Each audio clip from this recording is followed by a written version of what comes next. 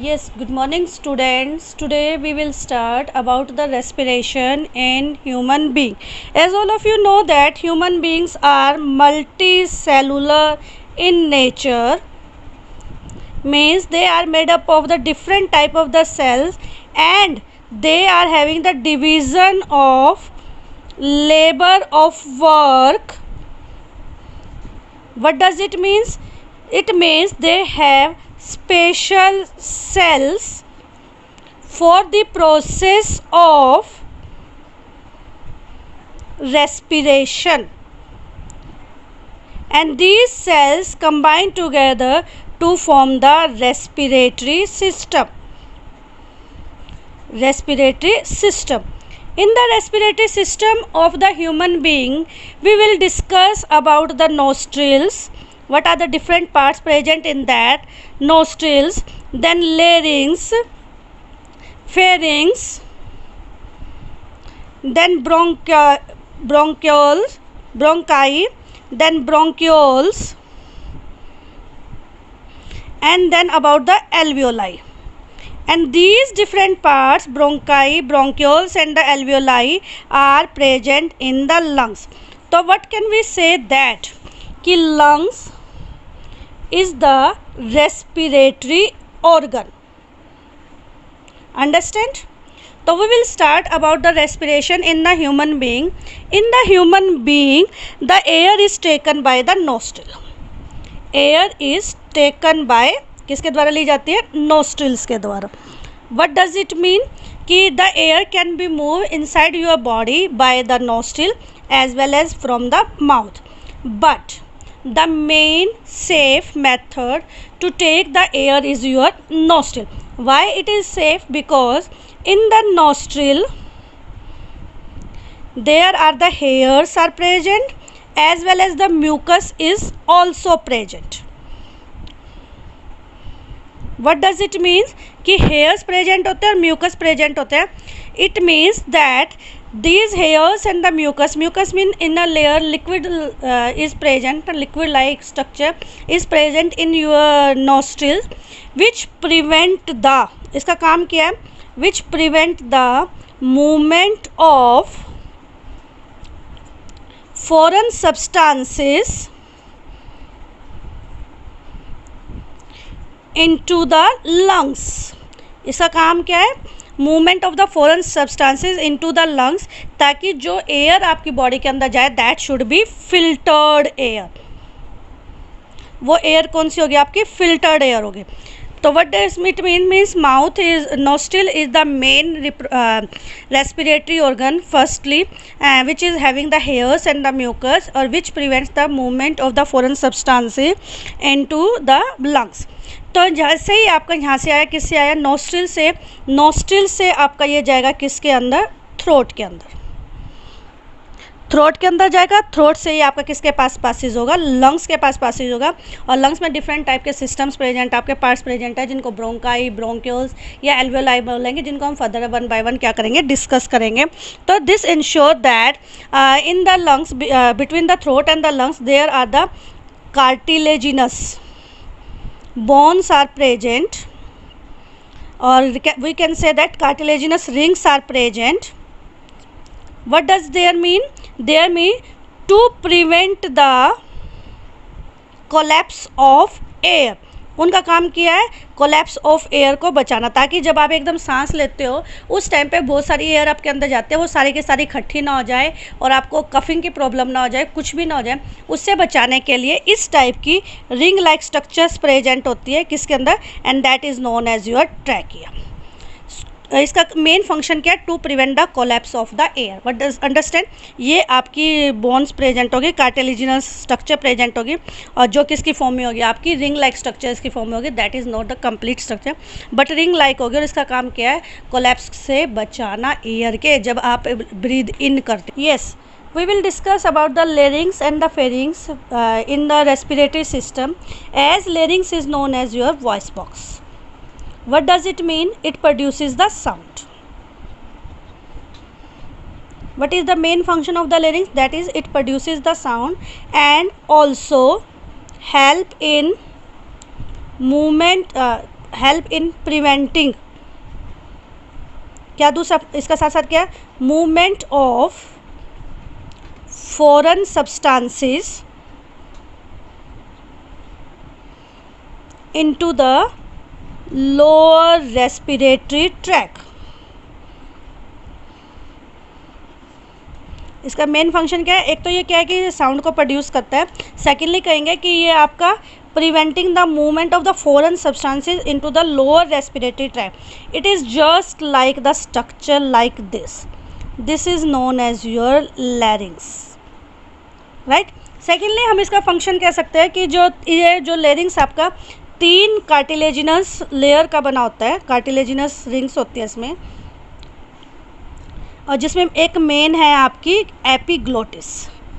इस एपिग्लोटिस का main function है, कब मेन फंक्शन करती है, जैसे ही हम फूड को खाते हैं, एज फूड इज स्वेलोड, जैसे ही हमने फूड को खाया, होल लेरिंग्स राइजेस, पूरा का पूरा जो लेरिंग्स है वो आपका ऊपर की साइड आ जाता है।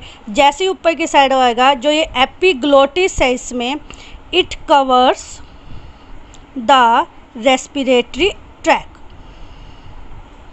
ये रेस्पिरेटरी ट्रैक को कवर कर लेते हैं, जिससे क्या होता है कि जब आप खाना खा रहे होते हैं तो जो आपकी विंड पाइप है वो कवर हो जाते हैं, किसके थ्रू, एपिग्लोटिस के थ्रू कवर हो जाते हैं, so that food will not go into your respiratory track.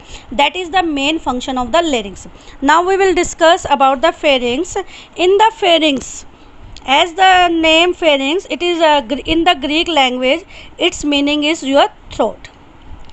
इसका मीनिंग क्या होता है, थ्रोट। अब जब इसका मीनिंग थ्रोट है तो इसके फंक्शन पता होना चाहिए हमें, लोकेशन कहाँ प्रेजेंट होती है, जस्ट अबव द लैरिंग्स। सिर्फ लैरिंग्स से ऊपर होगी तो स्ट्रक्चर की देखने की कोशिश करेंगे हम, तो स्ट्रक्चर कैसी होगी, it will be your triangular shape. ये आपकी ट्रायंगुलर शेप की स्ट्रक्चर की होगी, ट्रायंगुलर शेप की स्ट्रक्चर होगी, जिसका मेन फंक्शन कहाँ पे प्रेजेंट होगी, लेरिंग्स के ऊपर प्रेजेंट होगी। और ग्रीक लैंग्वेज में फेरिंग्स को क्या बोलते हैं, हम थ्रोट बोलते हैं। अब जैसे मान लो मैं आपका यहाँ पे लेरिंग्स बनाऊँ कि ये मेरा लेरिंग्स प्रेजेंट है, इसके ऊपर एक ट्रायंगुलर शेप का आपका क्या प्रेजेंट होगा, फेरिंग्स प्रेजेंट होगा, ऐसे। तो जैसे इसको मैं नाम दूँगी लेरिंग्स और इसको मैं क्या नाम दूँगी, फेरिंग्स नाम दूँगी। जो ये फेरिंग्स है, there are the 2 type of the muscles are present. कितने टाइप के मसल्स है, 2 टाइप्स के मसल्स प्रेजेंट है। क्योंकि जो फेरिंग्स है इसका काम क्या है, रेस्पिरेटरी सिस्टम और डाइजेस्टिव सिस्टम दोनों के अंदर ये क्या करता है, काम करता है। और इसमें जो काम करेगा वो कौन होंगे, 2 टाइप के मसल्स होंगे। एक को बोलेंगे हम सर्कुलर मसल्स और एक को हम बोलेंगे लॉन्गिट्यूडनल मसल। लॉन्गिट्यूडनल का मतलब सीधे मसल्स होंगे आपके, स्ट्रेट टाइप्स के, और जो सर्कुलर मसल होंगे वो सर्कुलर शेप्स के होंगे। तो जो ये सर्कुलर मसल्स है जो मैंने नाम लिया है, जब ये कॉन्ट्रैक्ट करते हैं, मसल्स का काम क्या है, कॉन्ट्रैक्शन और रिलैक्सेशन का काम। जब ये सर्कुलर मसल्स आपके कॉन्ट्रैक्ट करते हैं तो इनका काम क्या हो जाता है, push the food into the oesophagus. तो इनका काम क्या हो जाता है, पूरे के पूरे फूड को कांटेक्ट होते ही उस फूड को किसके अंदर डाल देते हैं, ये ईसोफेगस के अंदर डालते हैं। उसी तरह से जब आपका लॉन्गिट्यूडनल मसल्स, जो लॉन्गिट्यूडनल फाइबर्स कह लो या मसल्स कह लो, इनका क्या काम है, that lifts the wall of pharynx during swallowing of food. यानी 2 टाइप्स के इसके अंदर मसल्स प्रेजेंट है, जिनके कॉन्ट्रैक्शन और रिलैक्सेशन से जो फूड है वो आपका किसके अंदर जाता है, ईसोफेगस के अंदर जाता है। जब सर्कुलर मसल है तो आपस में से कॉन्टैक्ट करेंगे आपके, जिसकी वजह से फूड नीचे जाएगा।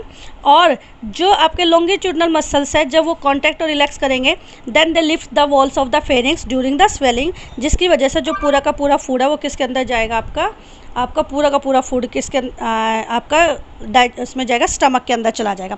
These are the main function of your larynx and the फेरिंग।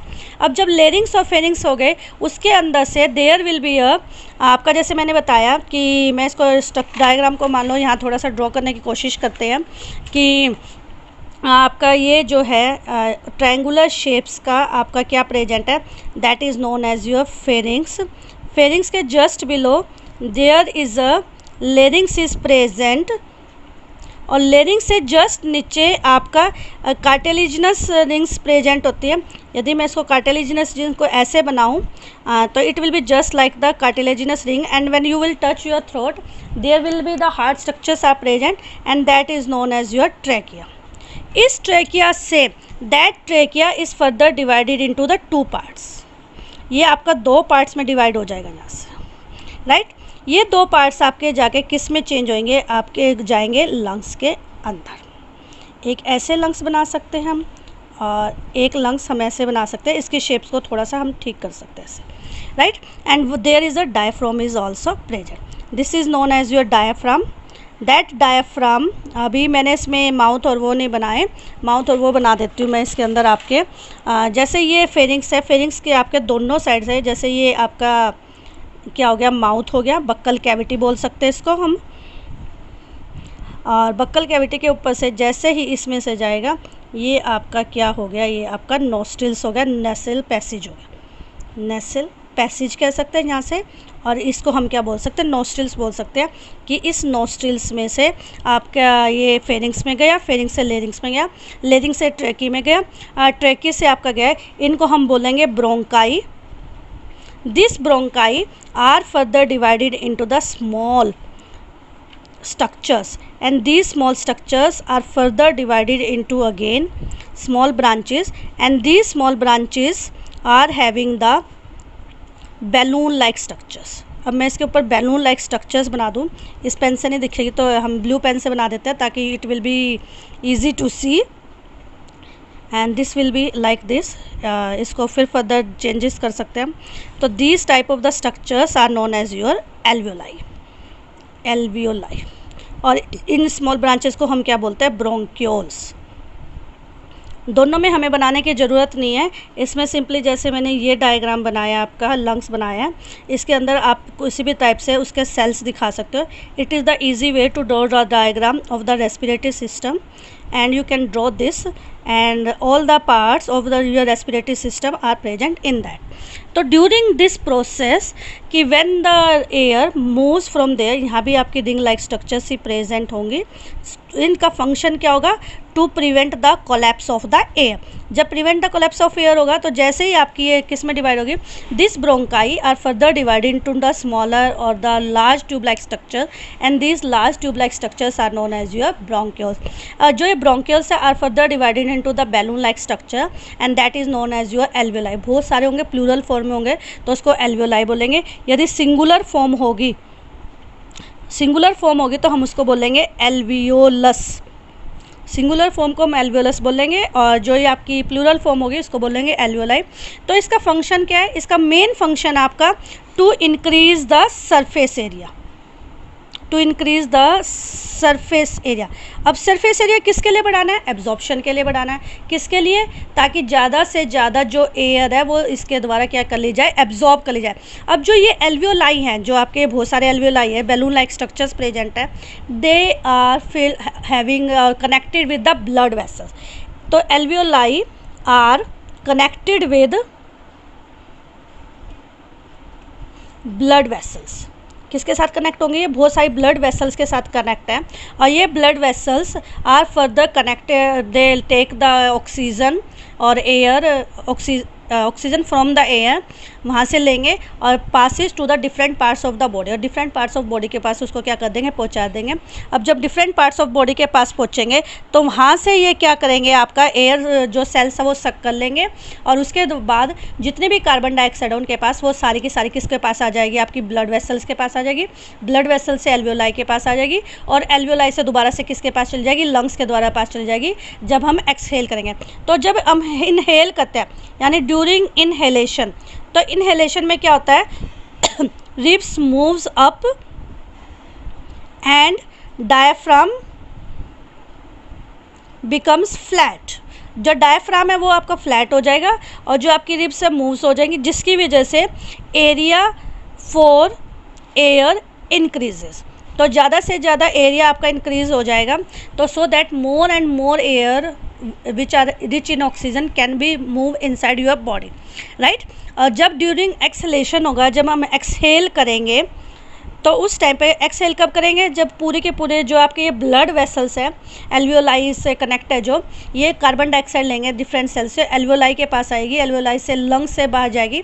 तो उस टाइम पे जब एक्सहेलेशन होगा, जो रिब्स है moves down, ribs moves down हो जाएंगे, और जो डायफ्राम है मूव्स अप, ये डायफ्राम मूव्स अप हो जाएगा। अब जब डायफ्राम मूव्स अप होगा, रिब्स मूव डाउन होगी, तो एक प्रोसेस होगी, कॉन्ट्रैक्शन होगा, स्पेस कम हो जाएगा, तो जिसकी वजह से जितने भी आपकी एयर है जो रिच इन कार्बन डाइऑक्साइड है वो सारी की सारी क्या हो जाएगी, आपकी मूव अप हो जाएगी और एक्सेलेशन के प्रोसेस के द्वारा आपकी बॉडी से बाहर निकाल दी जाएगी। इस प्रोसेस के टाइम पे यानी दोनों प्रोसेसेस कंटिन्यूस नहीं होंगे, एक बार कार्बन डाइऑक्साइड बाहर जाएगी, एक बार आपकी ऑक्सीजन आएगी। इसीलिए हम जो कहते हैं हमारा ब्रीदिंग रेट है 12 to 15 टाइम्स पर मिनट होता है, यानी अराउंड 5 सेकेंड का आपका एक ब्रीदिंग रेट होता है, जिसमें आपको ऑक्सीजन को अंदर भी लेना है और कार्बन डाइऑक्साइड को बाहर भी निकालना है। तो हम सारी की सारी एयर को बाहर नहीं निकाल सकते, तो कुछ ना कुछ एयर है वो जो आपकी लंग्स के अंदर प्रेजेंट हो जाती है, ताकि जब तक अगली एयर नहीं आती वो एयर आपकी बॉडी के अंदर प्रेजेंट रहे। That is known as your residual volume. उस वॉल्यूम को हम बोलते हैं रेजिडुअल वॉल्यूम कहते हैं। अराउंड 500 ml के आसपास जो एयर है वो आपकी बॉडी के अंदर रहते हैं रेजिडुअल वॉल्यूम में। और इसका काम क्या है, जब तक आप दोबारा से ऑक्सीजन नहीं लेते, ये ऑक्सीजन लंग्स के पास प्रेजेंट रहेगी, ताकि वहाँ से आपकी वो क्या कर सके, ये आपके पूरी बॉडी की कमी पूरी बॉडी में जा सके। लेकिन जैसे जैसे जितने बड़े ऑर्गेनिज्म होते रहते हैं, वहाँ पे आपके रेस्पिरेटरी पिगमेंट्स प्रेजेंट होते हैं। वो क्या प्रेजेंट होते हैं, रेस्पिरेटरी पिगमेंट्स, यानी कलर्ड सब्सटेंसेस कह सकते हैं। पिगमेंट्स का मतलब which help in absorption of the air. अब जो जैसे ह्यूमन बीइंग है, ह्यूमन बीइंग के अंदर जो रेस्पिरेटरी पिगमेंट है दैट विल बी हीमोग्लोबिन। उसको क्या बोलेंगे, हीमोग्लोबिन बोलेंगे, which is red in the colour. Red in colour जो ब्लड हुआ वो किसकी वजह से हुआ, हीमोग्लोबिन की वजह से हुआ, क्योंकि जो हीमोग्लोबिन है दैट कंटेन्स द आयरन। इसके अंदर एक आयरन नाम का सब्सटेंस प्रेजेंट होता है, मेटल प्रेजेंट होता है, जिसकी affinity towards oxygen is more, affinity towards O2 is more. What does it mean, कि जो ये आयरन है वो ज़्यादा से ज़्यादा ऑक्सीजन को क्या कर सकता है, गेन कर सकता है। अब ज़्यादा से ज़्यादा ऑक्सीजन को गेन करेगा तो उस टाइम पे जो ऑक्सीजन है वो ज़्यादा आएगी आयरन के पास। एक आयरन का atom around 6 molecules of oxygen को क्या कर सकता है, एब्जॉर्ब कर सकता है। अब कितना सारा आपकी बॉडी के अंदर आयरन प्रेजेंट होगा तो उतनी ज़्यादा एफिनिटी होगी उसकी ऑक्सीजन की करने की। इस वजह से हमारी बॉडी के अंदर जो हायर ऑर्गेनिज्म होते हैं वहाँ पे जो ये पिगमेंट है वो लंग्स से उसको किसके पास पहुँचा देता है, टिश्यू के पास पहुँचा देता है। और जो कार्बन डाइऑक्साइड है वो that is more soluble in water, वो किसके more is soluble in water than oxygen. तो जो कार्बन डाइऑक्साइड है वो डिजोल्व फॉर्म में आपकी बॉडी से बाहर निकाल दी जाती है। That is all about the respiration in the human being. Understand.